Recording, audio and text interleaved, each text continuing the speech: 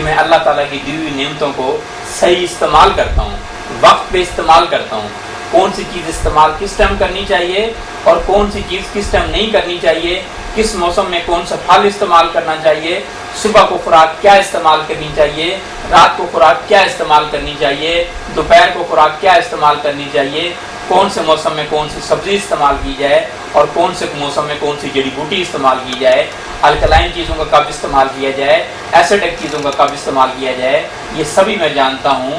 اس حوالے سے آپ کو بھی ہیلتھ اویئرنیس دیتا ہوں۔ تو آپ جو ہے یہ مکو ہے جناب، مکو کے یہ جو پھل ہیں یہ پکے ہوئے ہیں، یہ میں کھا رہا ہوں، آپ کے سامنے کھا رہا ہوں، پہلے بھی میں کھا کے بیٹھا تھا اور اب بھی میں دوبارہ کھا رہا ہوں۔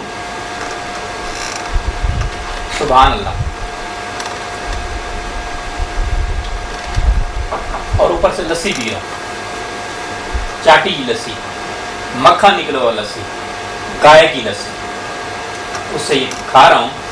یہ اس کی جڑ جو ہے آپ یرکان کے مریضوں کے لیے استعمال کرا سکتے ہیں، جوڑوں کے مریضوں کے لیے استعمال کرا سکتے ہیں، گنٹھیا کے مریض جو ہے اس کا جوشاندہ پئیں، اس کا کہوہ بنا کے پئیں، اس کا سوپ بنا کے پئیں، اس کی یخنی آپ کہہ سکتے ہیں وہ آپ بنا کے پئیں۔ جوشاندہ جو ہے یہ جوڑوں کے دردوں کے لیے، یرکان کے مریضوں کے لیے بہت ہی مفید ہے۔